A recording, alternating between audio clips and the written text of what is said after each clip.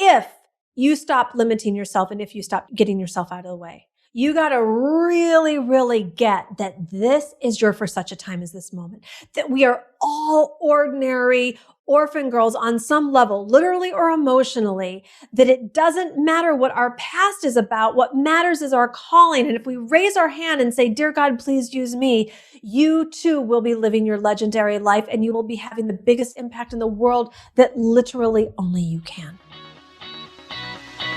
You've gotten great at divine working, but what about divine living? Welcome to the Divine Living Podcast. I'm your host, Gina DeVee.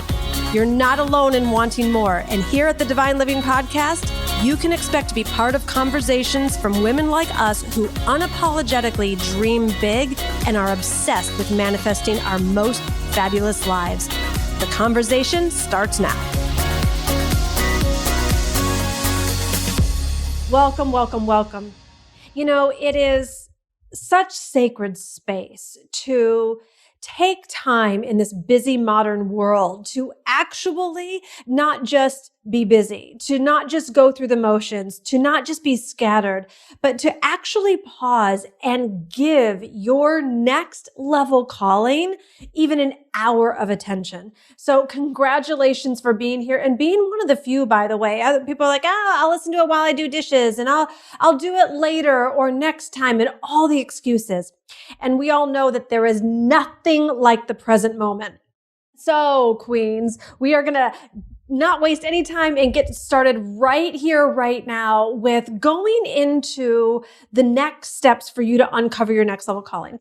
Now, to live that epic life, to really get the clarity about your next level calling, we're playing a big portion of this with the inner game, and then we're going to be bringing it to the outer game. The inner game is about your spiritual connection, and we're going to dive even further into some of that today. The inner game is about getting that you being in your feminine power of play, passion, pleasure is actually your North Star to lead you to this epic life.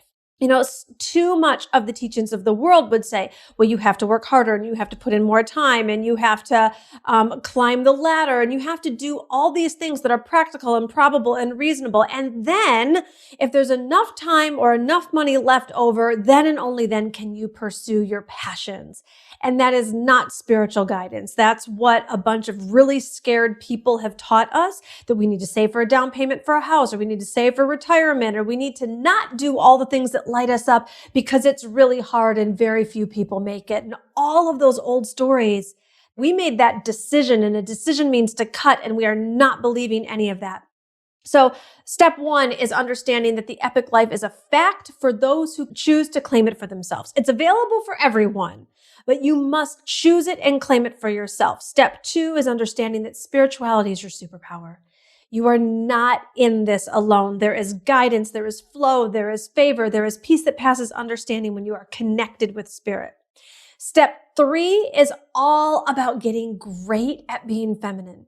Let me do a quick teaching, and it is all in my book. All of these concepts are written about in much greater depth in the book. If you want to supplement, or if you've already read the book and you want to go back and reread some of these pieces, or if you haven't gotten the book, you can get that at divineliving.com/book.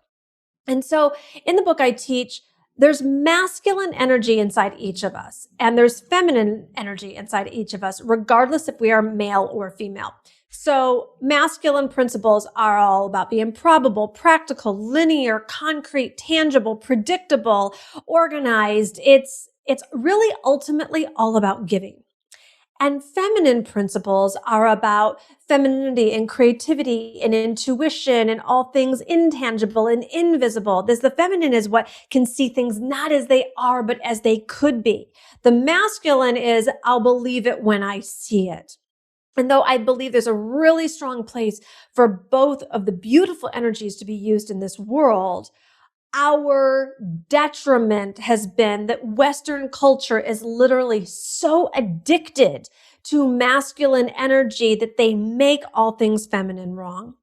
And what I'm here to suggest is that we integrate. What I'm here to suggest is that we begin with feminine principles and back it up with masculine, because ultimately femininity is about receiving. So to give you an analogy, The masculine is the concrete glass structure. It's tangible. Even that's a little bit, it's a container. And its job is to give to the feminine. The masculine purpose is to be in service to the feminine. The feminine is the water. The feminine is the clear, fluid liquid. It's not concrete. It's not a container. It's not tangible. It's this fluid able to do its job. It must be held by the masculine. Okay? And we've gotten it so reversed, and particularly us women, we've gotten so obsessed with working and doing, we forgot what it is to play. You know how many women, even in my high-end programs, they'll ask me like, Gina, I've got a day off. What do I even do with it? Like, what does it even mean to play? Like, I'm almost even uncomfortable with it. I'd rather even just work. It's just easier to just distract myself with work. And that does not lead to the epic life. All work and no play makes a very boring queen. Yes. Okay. We're going to go into 5 more steps to getting you to your epic life today. All right, queen. So you're with me? Today, we are going to start with a prayer, and then we're going to dive right in. Dear God, thank you. Thank you for seeing us as you created us. Thank you for creating that way where there is no way. Thank you for each and every woman here in this community, that this is a place where we come to remember who we are and discover what you have designed for us. Because we know that our limited thinking, our boring thoughts, our pathetically predictable behaviors are not in total alignment with what you have designed for us. So today we open up, we get ourselves out of the way, we dust off our thinking, we open up to the dazzle that we know that you have waiting for us. And no matter what's going on in our life today, no matter how hard, how heavy, how blocked, how constrained any of it feels, we know that none of that is of you. So in this moment, we ask for a miracle. In this moment, we choose to begin again. In this moment, we surrender anything holding us back to tap into the glory of who you are and what you have designed to flow through us. And we pray this believing together. Amen. Amen, amen, amen. Okay, queens, we are diving in. 5 concepts I've got coming your way that you are going to love. They're going to absolutely unleash you into your next level calling, which is what you deserve. And it's why I know that you're here. And you do this, and this is guaranteed success, guaranteed results. And I can stand by that. Okay. So concept I think we're on number 4. The 4th step and I'm going to try and keep these in order here because I'm not normally a step-by-step person, but word on the street is a few of you like some structure. So I'm giving you steps today. Step 4, what do I want to call this step? Step 4 is you really, really getting the truth. I'll come up with a soundbite in a minute, but let me discuss the concept first. You getting the truth that your epic life, AKA your next level calling, it's not contingent upon what the world taught you. The world taught you only a few people get it. You have to be super, super talented. You have to work all the time. There's not enough to go around. It would have you compare yourself to other people and say, I could never. The world would tell you that, well, you have to come from a certain family or have a certain amount of money or be a certain age, and all of the rules that the world would teach. And just one of the reasons I'm so in love with God is because that's a lot of stress. That's a lot of pressure. I mean, trying to compete and be the best and the most talented. I mean, I'm a pretty ambitious gal, probably like you. And it's just like, I don't know. Maybe should we just go to Italy and sip Prosecco? Like, that's just a lot of pressure. But I've checked in on that path, by the way. I've had a couple of escape routes. One I write about in my book is move to Cyprus to wait tables. The other is just go peace out in Italy and drink Prosecco. And every time I've really leaned in to maybe that's it, let's just do that, it doesn't give my soul relief. It's not really the epic life. It's a checkout. It'll probably feel great for like, I don't know, 3 or 5 days, but it's not the full soul calling that I know is inside of each of us. So then I have to like dial myself back. Nothing wrong with aperitivo hour. It's just not the end all be all of why we're here. And when I get connected with God, that's where, and like we talked about yesterday, all things are possible. When you get connected with it, and I'm going to say God, you use spirit, universe, source. There's agnostic people, people of all faiths, no faiths. Everybody's welcome here. You just translate, Queen, for whatever is going to serve you. You don't need to fit into my vocabulary or my box at all. You let whatever words are flowing through me serve you to lift you up. That's my only prayer and intention. And I'm just going to be who I am, and then you can filter me through. And so one of the things that's so relieving about God is that this is where the miracles are. When you get to surrender and be connected with God, that's where you are enough. That's where you are one of a kind. That's where there is no competition. That's where your life is meant for epicness. And all you got to do is discover that, and who you are is enough, and where you are at is absolutely perfect. And you're like, well, then it doesn't become so crushing. Then it doesn't become like, have you go into shutdown before you even start. It lets you be curious. It lets you play. It lets you like have that little girl sense of wonder and dazzle, because you're like, okay, well then if I'm enough, if I'm talented enough, not that we don't continue to cultivate skills and talents and learn new things. Yes. But whatever it is that you are destined for, you are capable of. I know a lot of people were like, well, what if I like get this big business, and what if it's too much to manage, or what if I make a bunch of money and I don't know what to do with it? And like, no. God doesn't give us a divine assignment and then not make us capable of fulfilling it. Okay. So eradicate those thoughts. So the best example that I can share with you well, I'm going to give you a whole bunch of examples, but I'm going to give you one main one. And it's what the basis of my work is really based on. And it's on the ancient and true story of Queen Esther of Persia. So take this few-minute ride with me, and I will explain how she and her story relate to you and your next level calling. So we're going to go back to ancient Persia, and I'm going to do this real quick for those of you who've already heard the story. Christians know it from the Bible. Jews know it from Purim. For those of you that haven't heard it, it's a pretty awesome, true Cinderella story. In ancient Persia, there was a king named King Xerxes, and he was like the most powerful and the richest man in the entire world at the time. And he threw this 6-month party, literally 6 months, where everybody in the kingdom was partying. And at the end of the 6 months, there was 6 days where all the nobles and officials came, and they had like a special party. And all the men were in one room and the women were in another room. And the king was high in spirits and asked to have his queen summoned, where she would come and parade her beauty in front of basically him and his drunken friends. The queen said no. The king was outraged. His friends were outraged. They were totally afraid. What do we do with a woman who says no to a man? And P.S., our wives are in the room with the queen and just saw the queen say no to the king. There's going to be mayhem in the land. The guys couldn't handle it. So the king's like, well, what do we do with her? And they're like, excommunicate her, get her out of, like, let's have a really, really big consequence for a woman who says no to a man. Well, we see that not everywhere has this fear and consequences been eradicated. So Queen Vashti was her name, and she was excommunicated from the kingdom. Now, part of the consequence of excommunication basically meant you were sentenced to death, because if you weren't protected by the tribe, by the kingdom, by the fortress, you would starve to death, you'd freeze to death, maybe be eaten by a wild animal. There's so much power in the collective community. This is part of why we women are like so afraid. Some troll says one bad thing about us online and we freak out.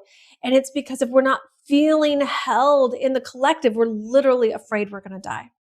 So Queen Vashti gets excommunicated. At the same time, little bit over into the Middle East, there is a war going on in Israel. And at this time, the historians say that there was a young girl named Esther. we're just going to go with Esther right now. There's more to the story, but there's a young girl named Esther, and her parents were killed in the war. So as a young girl, lady, she's orphaned. This is actually where her story begins. So listen close. Esther is first orphaned, and then the Israelites that were losing the war were cast out and exiled to Persia, where they were treated like second-class citizens. So not only, just imagine, and perhaps some of you have been literally orphaned. Maybe both of your parents have died. Maybe you were given up for adoption and you were orphaned in that way. Or most of us can, if we haven't been literally orphaned, then we know what it means to be emotionally orphaned. That means to be without mother or father. And that's the mother-father story of the way that your mother or father didn't show up in the way that you desired or wanted. So we see that the path of the royal road, it's not an ordinary one. It starts out being orphaned and exiled. So once she gets to Persia, she's got one living relative. His name is Mordecai. And she's like, oh, okay, great. So she goes and Mordecai takes her in. She finally is in her comfort zone, except for the king is kind of like, I'm lonely. So he decides that it's time for him to have a new queen. So the strategy was to basically have a beauty pageant where they round up all the young maidens of the land, throw them into the palace harem, where for a year they have to be prepared with beauty treatments and special foods before they can even go to the king. Mordecai says, Esther, hide your identity. Don't tell anyone who you are. Esther walks into the palace harem. And this is such a telling point, ladies. She walks into the palace harem, and the scriptures say she had a pleasing disposition. She was pleasant in both feature and form and had a pleasing disposition. That means she had a great attitude.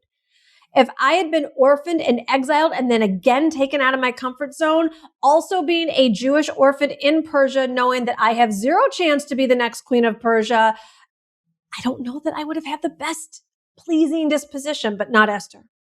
So Esther literally has this attraction factor going on, and she is noticed by the palace eunuch. His name is Haggai, and he puts her in like the best part of the harem and gives her the best maids. And when it's her turn to go to the king, he tells her exactly what to wear. In my opinion, Haggai is the first ever life coach. Esther's very coachable. She takes nothing other than what he suggests. Unbeknownst to the king, he chooses a Jewish orphan girl to be the next queen of Persia. So everyone's all excited, and there's a banquet for the queen, and Esther gets her crown and the whole thing. Now, in modern day society, we would be like, awesome, she wins. That's the end of the story. Honey, being queen, only from the position of queen, you will see, can you actually fulfill your calling? So I want you to lift your chin and push your shoulders back, because you too are every much a queen as Esther was. So right when Esther gets crowned queen, there's a law issued by the king's best friend to kill, destroy, and annihilate all the Jews. So Mordecai gets word to Esther, and he's like, Esther, you got to go to the king. You got to reveal who you are. You got to save us. You got to save your people. And she's like, no, not me. Can you relate, right? Like, God's giving you some leadings that you should go inspire people. You should sell real estate. You should do graphic design. You should get involved with that MLM. And you're like, no, not me. I couldn't do that. And Mordecai, this is the most famous scripture, he says, Esther, for such a time as this, you have been called into royalty to save your people. And it's like, she doesn't even get it. She starts to see herself for the first time, and it's like, see her circumstances. Like, look at everything God had to do and orchestrate.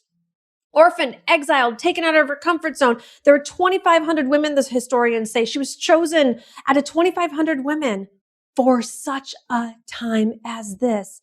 And you, queen, we're going to get into this, have no less of a legendary life awaiting you for such a time as this. We haven't gone through this pandemic for you to sit back on the sidelines and think that you're not important or not supposed to be a big feminine leader or have massive impact. So Esther says, okay, I will go before the king, and if I perish, I perish. But first, I'm going to go into prayer and fasting. And she goes and she prays and she fasts for 3 days. Spiritual principle. Remember, spiritual is your superpower. And after the 3 days, she comes out wearing her royal robes and goes and stands before the king. And the king's like, what is it, Esther? Even up to half my kingdom, I'll give it to you. And she says, come to a banquet I've prepared for you and bring your best friend Haman. So the king's like, don't. So he and Haman go to the banquet and they're feeling all great about themselves. And the king's like, Esther, I'm intrigued. What is it? Even up to half the kingdom, I'll give it to you. She's like, come tomorrow. You see femininity at play. It's not just all linear. Like, all right, we got to get this done. Come tomorrow to another banquet. I'll tell you then. So the king and Haman come again the next day. And the king's like, what? And she says, I am a Jew. So she risks her life. I am a Jew. There's been a law issued to kill me and my people. And I'm asking for you to save us. And the king's like, who would issue such a law? And she confronts and she says, your best friend Haman. So the short version of the story is the king has Haman killed, and the king says he can't overturn the law because it's been signed with his signet ring, but that he can amend the law. And there was a law that said the Jews could not fight back when the king's army went out. So on the particular day, because we all want the perfect story, but no life epic story is perfect. On the particular day, the king's army did go out to kill the Jews, but I'm sure you know who reigned victorious. And the Jews did fight back. And in my book, Esther is the heroine of all time. So we look at this and we say, I don't know that Esther was the most beautiful. I don't know that she had the best personality. But what I know is that for such a time as this, she was called. It's like part of her talent was just who she was. It was just being Jewish. That was part of her purpose and her calling. Part of her talent was having this pleasing disposition. And part of her talent was having the courage to speak up. I don't know that any of those in and of themselves are all that epic. They sound like human characteristics to me if you take the high road, but it's not like the scriptures were going on about she was the most gorgeous and had the most compelling and the most this and that. She was just an ordinary orphan girl that let her life be used. Let me give you another example. So, in this, and I'm just using scriptures because these are kind of, epic tales and the whole thing. So, but there's obviously lots of stories that illustrate. David. Before David was king, David was a shepherd boy. Nobody believed in David's power. He would literally hang out with the sheep. He would write music. But when it came, all of his brothers were had all these accolades and were in the military. And when it came time to fight Goliath, David shows up. So David's the small one. So he didn't have some big brawn and great body. He didn't have any military experience, like the entire military that was there and was like, oh, not me. He didn't even slay Goliath through song and music, which the Bible said he was pretty good about that. His talent was with a slingshot, people. A slingshot. And it's a slingshot combined with faith. It's just this slingshot. It was what God did with that slingshot that rose him literally to the throne. So we don't see David discounting himself. We don't see David saying, I'm not enough. We don't see David saying, well, I don't have the experience, or who am I? We see David showing up and saying, me and my God and my slingshot, we got this. That's what we see. I'm going to give you Moses. We all clapped for Moses and the whole party in the Red Sea. And he got a whole bunch of modern day Hollywood red carpet versions of it during his life. But the dude couldn't even talk right. He was this big famous leader and he kept trying to get his brother to be the one to go and do the things because his brother was a great orator. God is going to use who God is going to use. You don't have to be the best speaker. You don't have to be the best author. You don't have to be the best singer, any of it. If God has a calling on your life and you're available to combine your faith with a dear God, please use me, you and your talent or experience or lack thereof your talent becomes enough and your experience becomes irrelevant. There's one more. Actually, I think this one's important too, because a lot of us want to be like, well, I'll help people later. I was reading today in the Bible where basically, relatively speaking, there was a king and there was a socialite, and the socialite was dancing and the king was pleased with her, and he's like, "What can I give you? Like, what do you want?" Like today it would be a Bentley. At that time, she said, "I want the head of John the Baptist on a silver platter." And the king was a little nervous about it because he knew he was a prophet. But anyways, he said, "Go and have John's head brought to me on a silver platter." And when Jesus heard the news, because they were buddies, he retreated. You could feel his sorrow, and he retreated and he wanted to get away from the crowds, but the crowds came after him. And he got to a place where he let the crowds surround him. And the Bible says there were 5,000 of them, and people were hungry and it was hot and the whole thing. And so Jesus is sitting there talking, and there was a kid with a couple of fish and a few loaves of bread. And what I noticed is that even though Jesus had these human feelings of sorrow for the death of his friend, the horrific murder of his friend who had done nothing to deserve that injustice, he was still willing to show up. He was still willing to give. And from that place came abundance. And we're still talking about fishes and loaves thousands of years later. That kid, all he had to do was show up at lunch. That was his superpower. Like, that was enough. And then I really like the reframe that Joel Osteen gives on this. He's like, and what about the mom who made the lunch? Like, she probably didn't think she had any big superpower that day, and all she did was make her kid lunch. He goes and brings his lunch to where Jesus is, and then it feeds 5,000, and then there's even leftover. So I could go on and on, but I'm not going to. I hope that this demonstrates the point to you. You have the talent that God can use to create the epic life, to create the ultimate contribution. If you stop limiting yourself and if you stop getting yourself out of the way, you got to really, really get that this is your for such a time as this moment, that we are all ordinary orphan girls on some level, literally or emotionally, that it doesn't matter what our past is about. What matters is our calling. And if we raise our hand and say, "Dear God, please use me," you too will be living your legendary life, and you will be having the biggest impact in the world that literally only you can. That's pretty exciting. All right, so that is step 4. Step 5 to living your epic life is really making sure that you keep yourself out of the sabotage. Keeping yourself out of the sabotage. There's a bunch of stuff that other people have done to us that's not cool. They've told us things, held us back, done wrong, all of that. But the darkest place in a woman's life is when you yourself self-abandon. And I know that for myself. There's been so many times, and it's been funny even over the last year, even since my book came out. I have no problem outing myself on this. I would watch certain media outlets or publications or interviews or whatever and be like, oh gosh, not even wouldn't that be amazing to be interviewed by that person or to be on that media outlet, but actually have the conditioning tape play in my head. I could never get on that.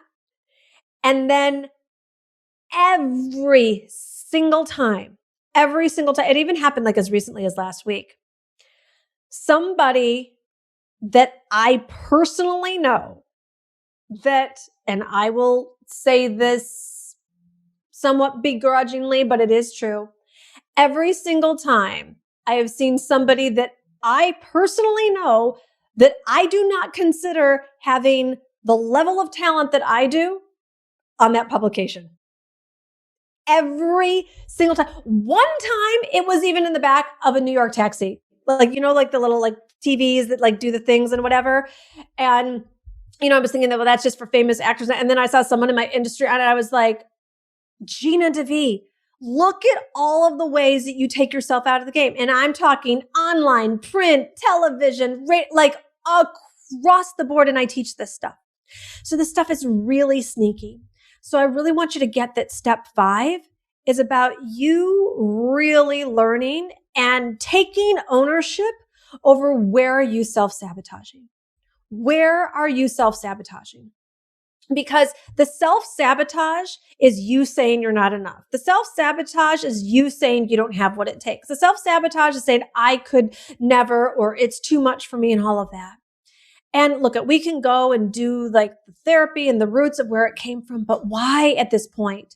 Why? How about just making a different decision?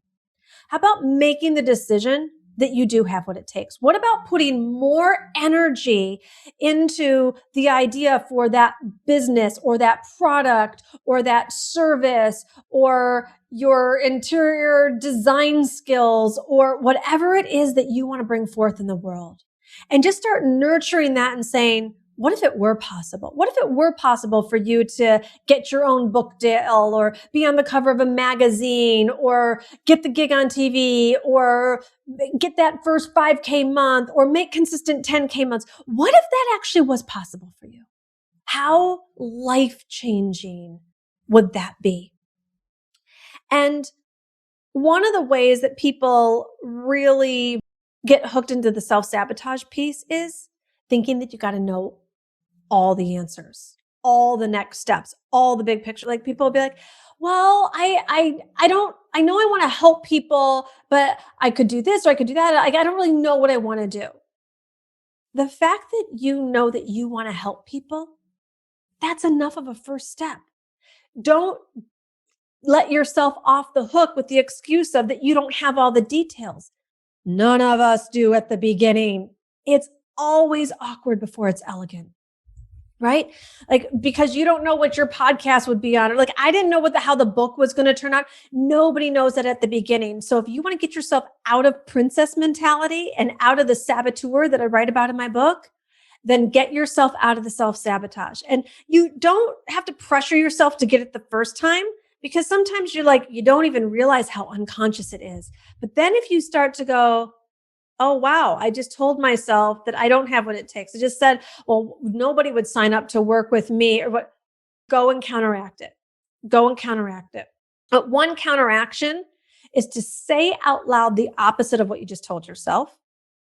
And then the second step is to take some action in the direction of your dream.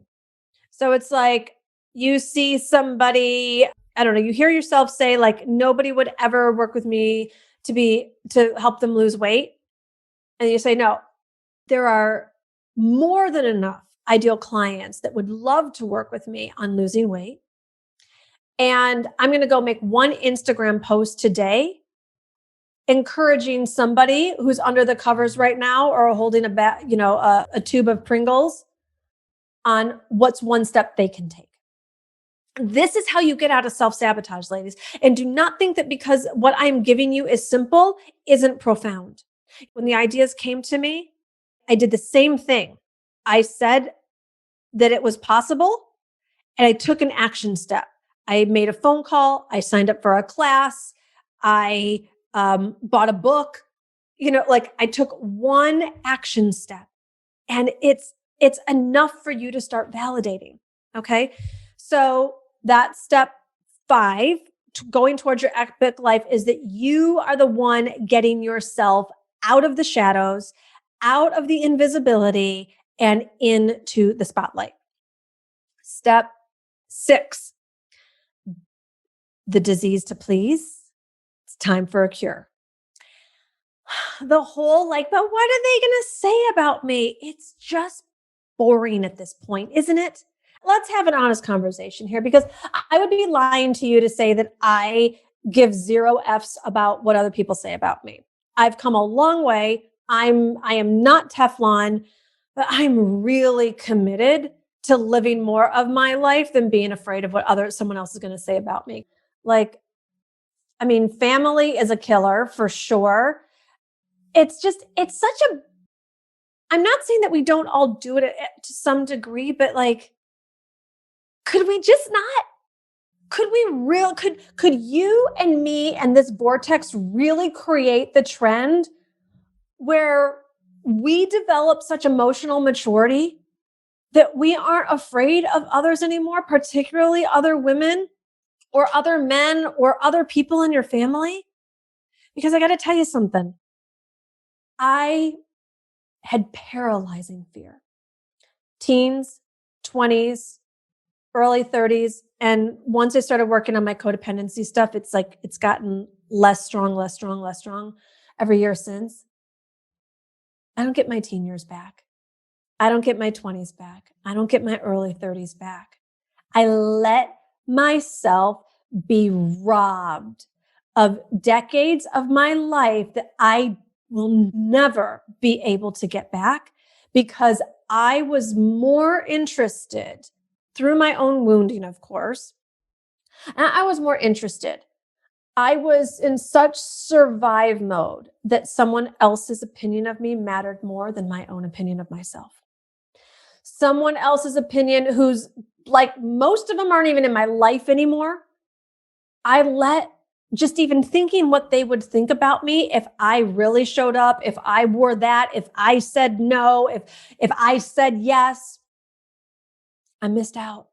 I missed out. And part of why I'm so passionate and just leaning into my best life and my epic life and my next level calling with everything in me. Not that I get it always perfect or right, of course, but with everything I consciously have in me is because I am so much more afraid of the unlived life than what some disgruntled client who signed up for a program and never did anything with it wants to say about me online about how the program doesn't work and Gina, blah, blah, blah. I am so much more afraid of getting to the end of my years and having any morsel of an unlived life than what Sally 978 said about one of my programs or me or what I was wearing or how I dropped an F-bomb on stage or said too many scriptures. I mean, like it's just like I can't. And if you get how freeing it is to just be yourself, look at I talk about the Bible. I'll talk about Christianity. I'll drop F-bombs. I listen to all kinds of music. Like I've just given myself, like I can't get it right for everyone anymore because I'm not in any one of those boxes. For a lot of Christians, I'm not Christian enough. For a lot of secular people, I'm like way too Christian. For conscious business owners, I'm too much about the money. For I'm out. I'm out. I'm just doing me these days. And it's so freeing. And that's what I want for you. Because when you really get, no one's going to love it all, but no one needs, like, you don't need all the people to love all of you. They're like that, like there's other people for that. Like you do you. And the more you lean into you, and the less you're worried about the disease to please and little Miss Perfect, my goodness, and I gotta tell you, I owe a lot of cosmic thank you notes to a lot of former clients who scared the shit out of me because, Gina wasn't being nice enough or Gina was too this or like, it's like, and I started walking on these pins and needles and look, I have not always gotten it right. And there's, when there's a place to apologize, I've gotten really good at apologizing. It's not about not caring how you come across.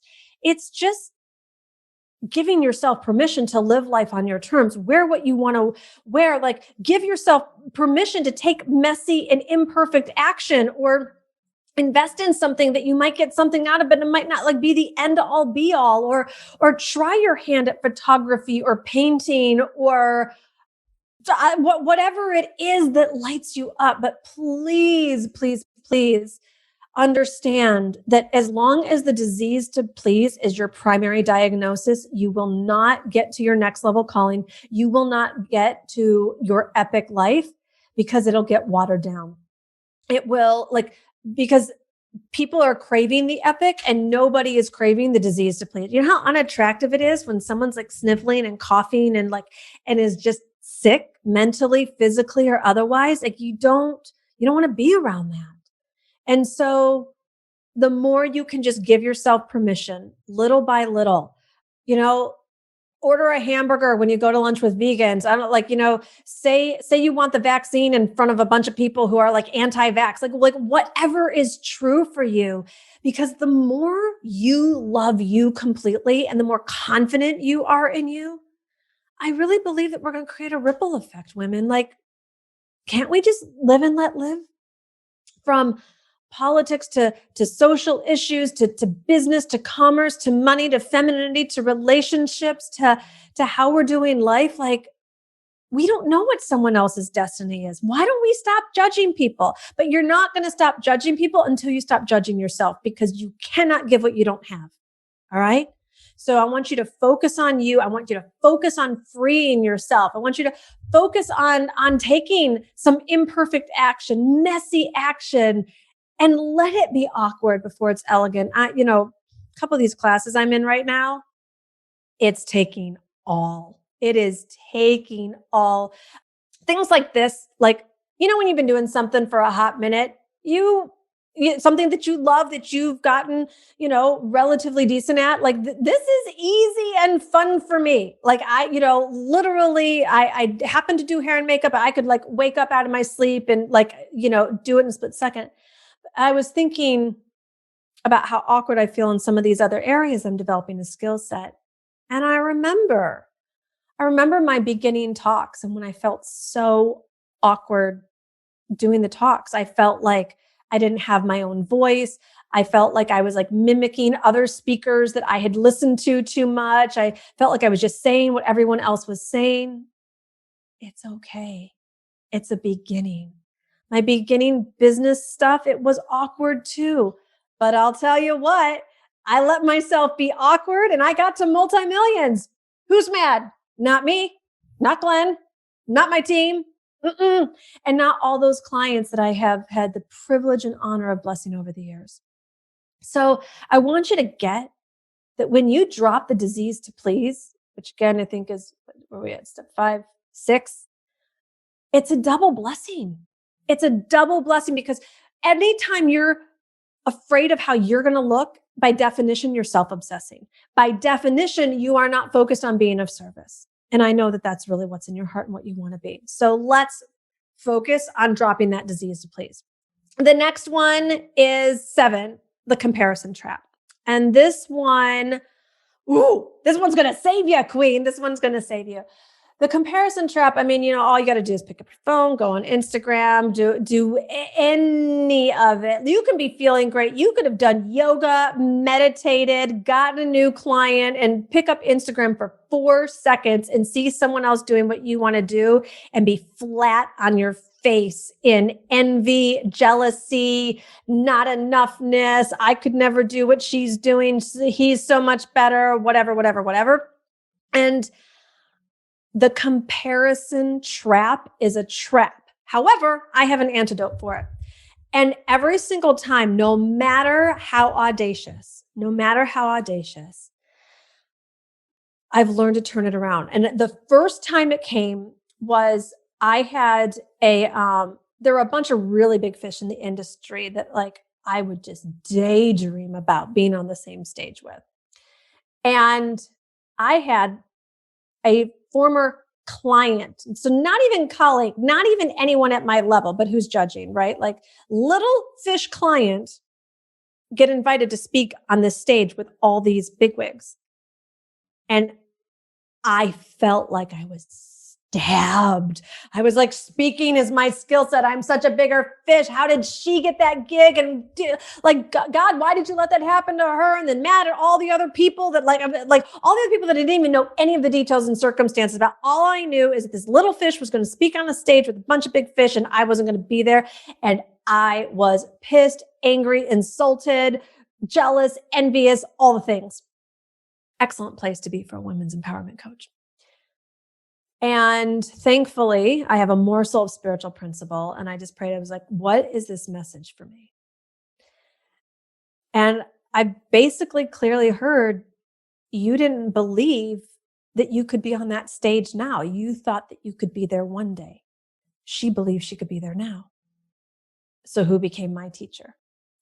In that moment, I needed to hold myself at a higher level. I needed to not do the sabotage thing of like, oh no, not me, but maybe one day later. And because I had her email, she had been a client, I sent an email and I said, I saw that you're speaking on the such and such stage, and I just wanted to congratulate you. I think it's amazing that you have elevated yourself and are making this contribution and are attracting these incredible opportunities. And I also want you to know that you've been a real role model to me now and an example of what it looks like for a woman to go for it. I think that I forget what I said, thinking that that level of opportunity wasn't for me until my name became bigger. And you've really been an example. So thank you. And she wrote me back and, whatever. Of course, it was a love fest. And what I got in celebrating her while simultaneously owning it for myself. Because I also see a lot of women, and I've done this before, like, oh my gosh, I'm so happy for you. That's so amazing. You hit 7 figures. You hit a 10K month. You got your first $500 client, whatever it is. Like, and sometimes we can get so great at celebrating, but keeping ourselves out of it. And I want you to get really great at keeping yourself together with the celebration and validation of another while you're calling it in for yourself. So the prayer really became, thank you for showing me that this is possible. And I acknowledge that this is something I desire for myself, and I claim my worth in calling it in immediately. Okay? So it's a twofold. Do unto others as you would have them do unto you. Let's not twist the scriptures in any other way than they're meant for. Other people count and deserve to be celebrated, and so do you. All right. So that's the way you get yourself out of the comparison trap. That is step 7. And then when you do these things, step 8, you're going to see that you can bend time and space. You're going to see that all those masculine ways that have been etched in your brain and in your conditioning, that this is the way it has to be done, that it's going to take so long, or that it's like not possible for you.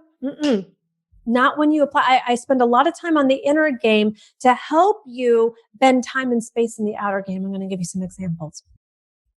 So when you understand that who you are is enough, that the talent that is within you is enough, and that God has what it takes to do something with that, this is where you bend time and space. So let's just start with, I want each of you to acknowledge your talent. Maybe it's a talent that you've always been proud of. Maybe it's a talent that you've poo-hooed. Well, like, I don't really have a talent. Like, I just encourage people. That's just easy for me. Well, not everyone's an encourager, right? Joel Osteen is basically a professional encourager. Going okay for him, I'd say, right? So what's your talent?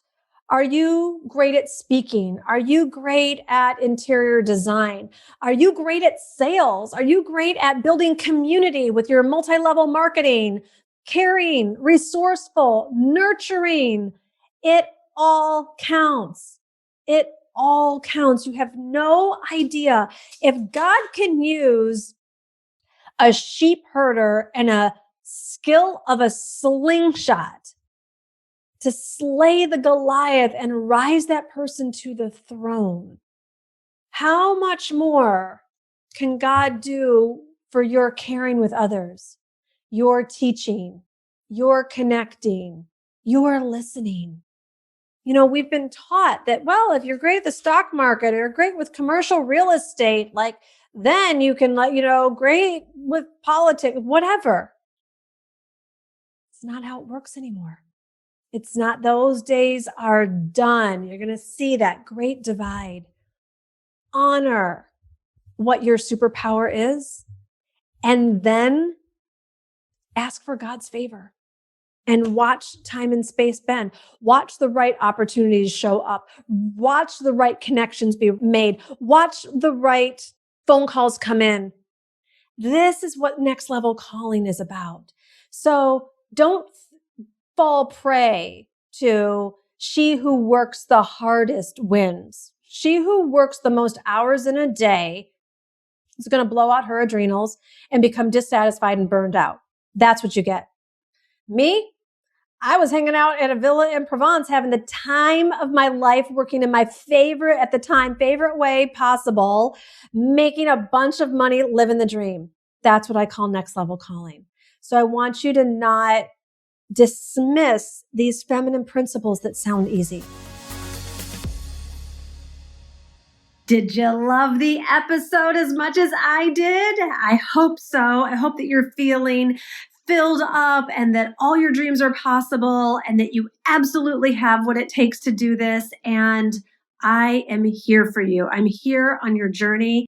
And I just want to make sure that you are constantly supported with all things queen, high vibe, positivity, spiritual superpowers, and all the things. So if you have not already gotten in on the free companion course to my book, my book is The Audacity to Be Queen, The Unapologetic Art of Dreaming Big and Manifesting Your Most Fabulous Life. You can get my book. I'll leave the link in the show notes. But I also have a free companion course. Whether or not you get the book, this course is meant to just support you with really taking a look at who you are and how you can get to where you want to go. So you can check it out at divineliving.com/audacity, divineliving.com/audacity. That link will be in the show notes as well. Like I said, it's completely free. There's videos, there's workbooks, there's a Facebook group. So get in on this good free content, share the link with your friends, and enjoy. All right, my beautiful. I hope that you have loved this episode and it has been a blessing in your life. And if you could use a little extra love and support in sisterhood, I want to invite you to join me in my global community in the Audacity to Be Queen free companion course. This is completely free. And when you go to divineliving.com/audacity, you're going to get meditations, you're going to get videos, you're going to get workbooks, you're going to get Q&A call replays with me. It's just a whole bunch of positive programming completely for free. I want to make sure that you have this love in your life. So go get it now at divineliving.com/audacity.